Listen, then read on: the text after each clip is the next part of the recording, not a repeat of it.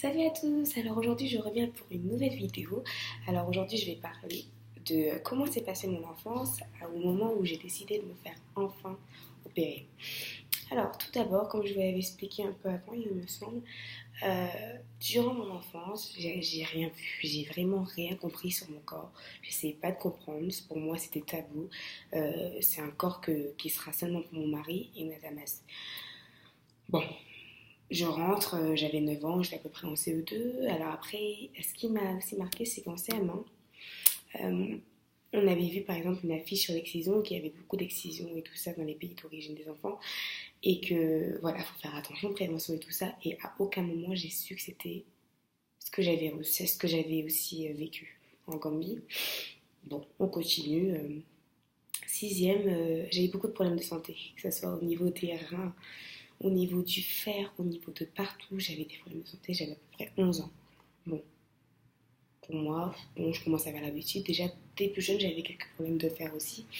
Bon, à 12 ans, enfin, quelques jours avant mon anniversaire, je suis née le 23 janvier.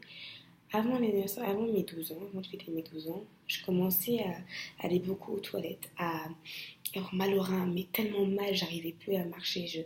J'avais perdu à peu près une vingtaine de kilos à seulement 12 ans. Je faisais à peu près 25 kilos toute mouillée. Et le jour de mon anniversaire, exactement le 23 janvier, je faisais tellement pipi, que ma mère m'amena au médecin, à l'hôpital directement. Et là, le verdict, diabétique. On comprenait pas. On comprenait réellement pas. On se disait, mais c'est pas possible, mes grands-parents sont pas diabétiques, ma mère n'est pas diabétique, mon père n'est pas diabétique, aucun de mes frères n'est diabétique, j'ai aucun oncle diabétique, aucune tante diabétique. Pourquoi moi? Bon, je fais avec. Fatigant, c'était une maladie que j'assumais pas. Je devais me faire tout le temps des piqûres, j'avais un régime alimentaire très strict. Je pouvais pas faire tout ce que je pouvais. J'étais fatiguée très tôt, je faisais pipi tout le temps. Il fallait, à chaque fois que je mangeais, je devais faire une piqûre. C'était très compliqué. Que ce soit la piqûre ou la pompe, il y avait tout le temps des inconvénients. Bon, j'ai fait quand même avec, j'assume pas cette maladie, je continue avec, comme aujourd'hui encore. Je pourrais les faire sinon je serais pas là. Bon, j'assumais tellement pas que je faisais souvent des séjours à l'hôpital parce que je prenais plus mes médicaments. Donc à peu près 3 fois par an pendant 5 ans, j'allais à l'hôpital pendant 2 semaines. C'était horrible. Mais bon, je continue. Alors après, je m'intéressais beaucoup à la cause des femmes et de l'Afrique à partir de 15 ans. J'étais une femme déjà très réveillée à partir de 15 ans. Pour moi, le fait de connaître la culture de l'Afrique, sachant que je suis d'un pays d'Afrique et qu'on a une histoire tellement riche qu'on ne répand pas. On avait des empires, on a des langues qui veulent dire quelque chose qu'on ne développe pas et c'est très très dommage parce qu'aujourd'hui par exemple dans un livre au Sénégal vous allez plus apprendre l'histoire de la première guerre mondiale que de l'histoire du Sénégal et c'est totalement dommage. Bon, ça m'intéressait beaucoup vers à peu près mes 15-16 ans. Pour moi c'était voilà, donc je voyais de plus en plus voilà, on parlait beaucoup d'excision, cette mutilation qu'on fait aux femmes horrible qui se passe beaucoup dans des villages des régions d'Afrique. On nous explique beaucoup de choses sur l'excision. Je m'intéresse beaucoup sur l'excision et c'est vu comme ça. Bon, je me dis, c'est bizarre, c'est quoi? Après, je commençais à compatir. Je me dis, oh, les femmes là, elles ont dû subir exactement beaucoup de choses, etc. Bon, un jour, j'avais des débats. Quand je suis rentrée à Paris, par exemple, à mes 18 ans pour les études, je sortais de plus en plus. J'avais des débats avec des personnes plus ou moins riches, plus ou moins. J'aimais ces débats. J'aimais beaucoup ces débats. C'est vraiment mon style. Bon. Un jour, j'ai un débat avec un groupe de femmes où il y a une femme qui disait qu'elle s'est fait exciser. Alors, je vous promets, auparavant, je n'avais jamais parlé d'excision à quiconque. Moi-même, j'étais même pas au courant que j'avais été excisée. Mais dès que cette femme-là, elle a raconté son histoire, moi, Fatou, j'ai ouvert ma bouche pour raconter aussi mon histoire. Alors que j'étais même pas au courant 2 secondes auparavant que j'avais été aussi excisée. Mais je l'ai raconté en me disant que j'ai été aussi excisée, que c'est une histoire, voilà, j'ai raconté mon histoire depuis le début. Et là, le drame, je vois toutes ces femmes autour de moi. Je racontais mon histoire tranquillement et je vois toutes ces femmes autour de moi qui pleurent. qui m'embrassent, qui me font des bisous, des câlins et qui me disent Fatou, ne t'inquiète pas, on est là pour toi. Sur le coup, j'aurais dit mais ne vous inquiétez pas, je suis encore vivante. Ok, pourquoi vous pleurez pour moi? Enfin, tout va bien en fait. Et c'était la première fois que j'entendais quelqu'un pleurer pour moi pour mon excision.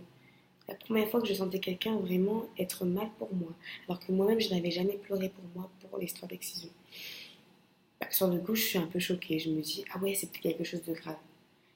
Je rentre chez moi, alors qu'habituellement j'aurais fait mes prières, j'aurais mangé, fait mes devoirs et je serais couchée, et me laver entre temps. Et bien la première chose que j'ai fait, c'est me renseigner sur internet sur l'excision. J'ai vu quel type d'excision il y avait, quelle personne le pratiquait, pourquoi le faire. J'ai vu toutes les histoires, encore plus. Alors je me savais déjà beaucoup, là je me suis renseignée parce que c'est encore plus, je suis encore plus concernée. C'est moi, c'est mon histoire, c'est mon corps et on m'a fait, et j'ai subi cette mutilation. Oui, c'est pas seulement les mutilations que vous voyez dans les pubs, mais là c'était moi en fait, c'était vraiment mon histoire. Et là, cette nuit, j'ai pas dormi. Je n'ai pas dormi, je me sentais mal. Je me disais comment ma mère a pu me faire ça, a pu faire.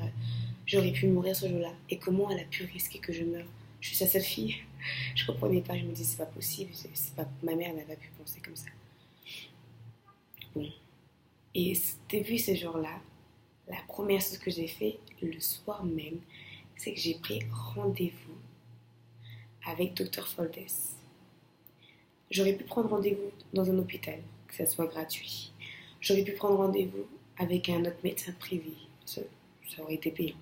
J'aurais pu prendre rendez-vous dans d'autres cliniques, mais j'ai choisi Dr. Foldes.